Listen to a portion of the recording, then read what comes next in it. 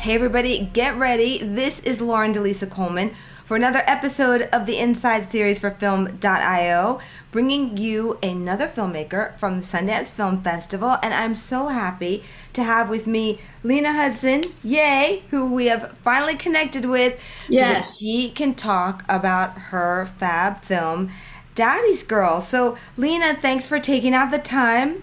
Glad to be able to have you here, as I said. And so let's start off by you telling us what Daddy's Girl is all about. Yeah, so thanks so much for having me. You're welcome. So this is our premiere, which is very exciting. And Daddy's Girl is a short film. It's a kind of transgressive comedy that follows a young, aimless woman, Allison, whose charming but sort of overbearing father comes to help her move out of her wealthy older boyfriend's apartment. And it really sort of centers on this father-daughter relationship, and it's kind of just takes place over the course of an afternoon in an apartment in New York. And it really sort of digs into kind of the legacy of their relationship on this young woman's sort of romantic life and what that's kind of given and not given her and their relationship. And this is a little bit based on your own kind of... Yeah, I mean, yes and no. I think always there's a little... there's definitely the dynamic, the father-daughter dynamic in the film feels very personal to me, and is definitely something that is inspired by my relationship with my dad. I'm very close to him, and I think that's so nice, though. I mean, we were saying just a little bit off camera, and one of the reasons why I was excited to talk with you about this is that I honestly don't know that many women who can say, her dad is her best friend, or she has a really great relationship with her dad. Her dad might be a great caretaker, or was, when she was little or something. Yeah. And there's a mutual respect there, but not like a major hangout. So how do you guys think that you accomplish this? And is it because it's so unusual that you were like, you know what, I have to kind of bring this into the film world? I think so. Yeah. And I think I'm very close with my dad, and I think there are amazing things about that. And then I think there are also things that I'm still parsing out about our relationship. And that really felt part of what I was exploring in this film was I love that they're very close, and there is this sort of intergenerational closeness, and their closeness and also my closeness with my dad is very much sort of based in being argumentative and not always getting along, but that sort of being their language of communication and their language of love in a weird way. And that definitely is in some ways inspired by my personal relationship. But yeah, I thought it felt like a good, and also it felt like a chance to do something that was very tight and sort of this one moment in time. We could sort of get into some deeper stuff without having to traverse a ton of space, because it is a short film and we want to just sort of keep it compact. Right. Yeah. What were some of the other challenges around, making this, aside from, I guess, for better or worse, going through your own, emotional journey with it, but maybe just in terms of just shooting the film itself, or even in post or whatever, what were some things that came up where you were didn't anticipate this happening? Yeah. I mean, I think there's always so many of those things. I think, we have a car shot, the final shot of the film is the two of them in a car driving away, and we hood mounted a camera to this car, which I've never done, and it was this, or I had never done on this side. Obviously I didn't do it, the professionals did it. Right. But it was this vintage car, and it was just such a I think I was it was so funny. Everybody else was everything's great, you don't have to be nervous. And I was but the actors, what if something happens? There's a camera on the car and we're just driving around Brooklyn. I think I was more nervous about that than anyone else. But I think also and this was actually more of a good thing even maybe than a challenge, was because COVID had been obviously was happening, is happening. We're living through it now. It felt like there wasn't really a way to shoot something that sort of indie responsibly for such a long time. And then, so I'd had the script for a while, and then it felt like there was this moment sort of, we shot it over the summer in July, and it sort of had, because the spring, early summer sort of felt like this moment where I was like, things are opening up and like, I think we could do it and be safe. And so I think I got really lucky with the timing because we were able to sort of shoot it and not have to be like, feel like we were too nervous about the COVID stuff, which was, I thought, very lucky because there haven't been that many opportunities for that, I think, in the last couple of years. So right. That's very true.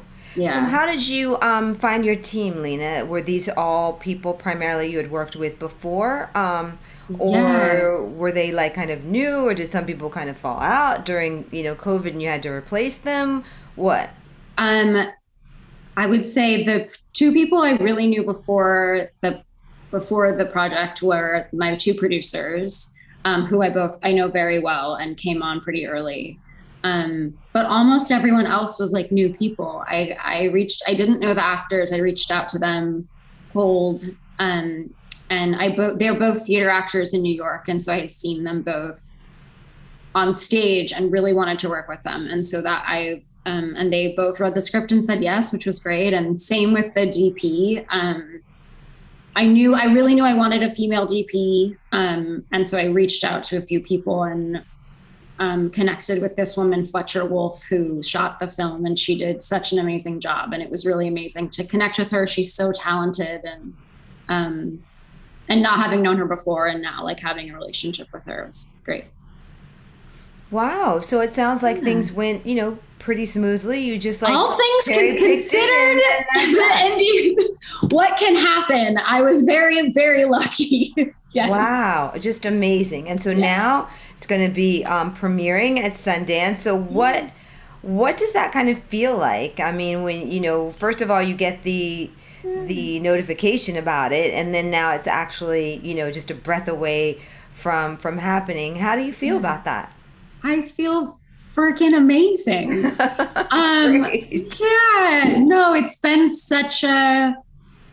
It's really been kind of a dream. I mean, even with it going online, it still feels like so exciting, and to be, it's my first film at Sundance, and to be doing that with something that feels like really personal and feels very my taste and my voice, is really exciting. And I'm really thrilled, and I just really hope people enjoy the movie. And that's so nice. Congratulations. What do you hope that people take away from it, most? And do you think it really is, when we watch these types of films, do you think we identify, more by gender? Like if I'm looking at it as a woman, or if the person who's looking at it as a guy is looking at it from the like, kind of, if I were a dad I wouldn't have said this or whatever. Do you think that we do that, or do we not? That's such a good question. I think some people do that and some people don't. I think it kind of depends on probably the movie and the maybe how personal it feels to you, who you relate to more. I think it probably depends. Like, I feel like, I don't know, I relate to both characters in this film. So well, that's not fair, because it's like you and your but dad I made and everything. So you're right. That doesn't count. Yeah. No, I hope people like, I think in some ways I hope it sparks more questions than necessarily like concrete takeaways, but I do hope it like, I don't know, makes people think about, in some ways, like their own relationships to their parents, and I hope it gives people a laugh, because God damn it, we could use one. Well, that's so true. Tell me a little bit about the filmmaking community from your point of view here in New York, or maybe even more specifically Brooklyn. What part of Brooklyn are you in? So we shot it in Fort Greene, and I just moved to LA like 2 months ago, but I was like, I lived in New York for like 15 years. So I consider myself a New Yorker at heart. Right.